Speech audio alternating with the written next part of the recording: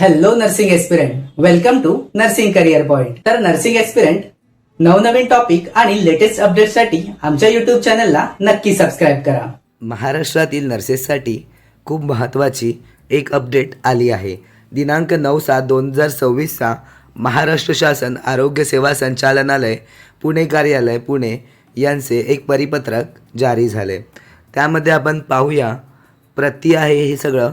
सहसंचालक आरोग्य सेवा, कुष्ठरोग क्षयरोग, उपसंचालक आरोग्य सेवा, परिवहन प्रयोगशाळा पुणे, उपसंचालक आरोग्य सेवा प्रभारी मंडळे, आरोग्य सेवा हिवताप सहसंचालक, जिल्हा शल्यचिकित्सक जिल्हा रुग्णालय, अधीक्षक प्रादेशिक मनोरुग्णालय पुणे, ठाणे, नागपूर व रत्नागिरी, जिल्हा हिवताप कार्यालय यांसाठी हे सर्व परिपत्रक आहे.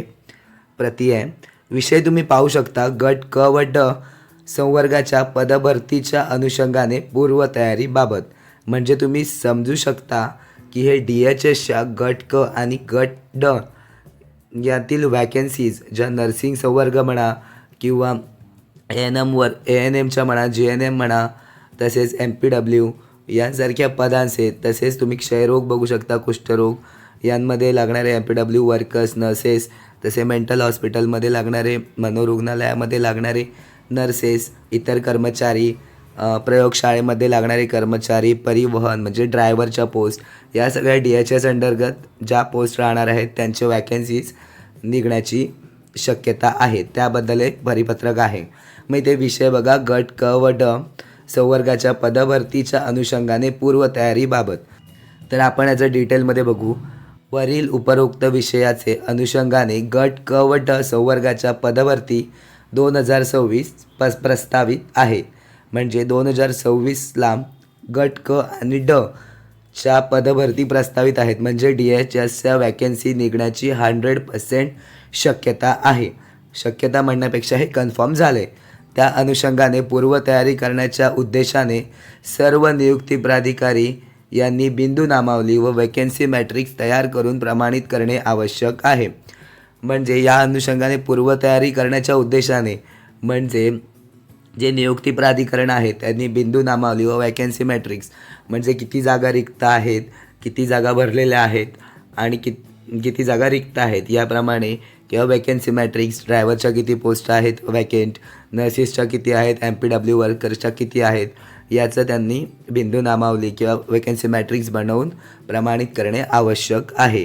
यास्तव आपणास कळविण्यात येते की आपले कार्यालयाचे अधीनस्थ गट क व ड मधील सर्व संवर्गाची बिंदू नामावली व वॅकन्सी मॅट्रिक्स व पेसा नॉन पेसाप्रमाणे तयार करून मागासवर्गीय कक्षाकडे दिनांक 13/7/2026 पर्यंत सादर करण्याची कार्यवाही करावी.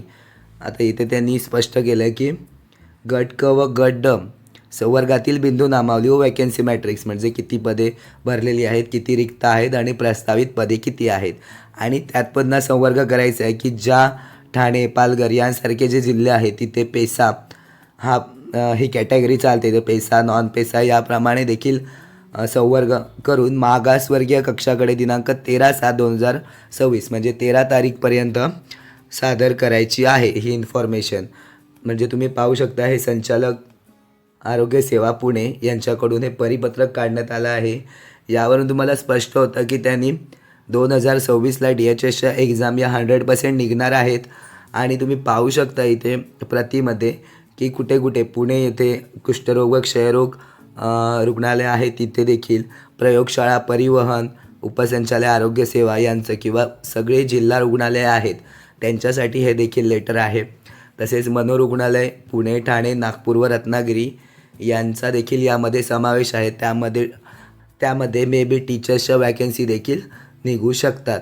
तर हे देखील आपण पाहणं गरजेचं आहे.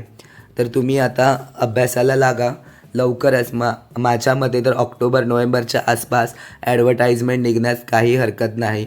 100% 2026मध्ये DHSची भरती होणार आहे. ANM, GNM, PSC करणाऱ्या स्टुडंटसाठी किंवा ज्यांची कंप्लीट झाली आहे ती स्पर्धा परीक्षांची तयारी करत आहेत त्यांच्यासाठी ही खूप महत्त्वाचे परिपत्रक आहे. तुमचा अभ्यास चालू ठेवा. आता एक क्वेश्चन असा पण राहतो की मागेच तुम्ही पाहिलं असेल की MPSC एक्झाम घेणार आहे याबद्दल काहीही कुठेही नोंद नाही आहे. मे बी ते DHS वगळून DMERच्या एक्झाम फक्त MPSC थ्रू होतील असं तरी सध्या वाटते. अजून तरी या ऑफिशियल एक्झामचं लेटर आलं नाही, त्यामुळे आपण ते सांगू शकत नाही की MPSC घेते की अजून कुठली TCS IBPS घेते. याबद्दल काहीही अजून न्यूज नाही आहे आपल्याकडे. ज्या विद्यार्थ्यांचं स्वप्न आहे की महाराष्ट्र शासनमध्ये काम करायचं आहे as a nursing officer, as a nurse म्हणून, तर तुम्ही आत्ताच तयारीला लागा, अभ्यास चालू ठेवा. परीक्षेचं नोटिफिकेशन निघेपर्यंत वाट न पाहता आताच तुमचा स्टडी चालू ठेवा. नर्सिंगचा सिलेबस मोस्टली असणार आहे जनरल नॉलेज आणि ॲप्टिट्यूड रिझनिंग हे तर थोडंफार असेलच, तर त्याच्यावर भर द्या.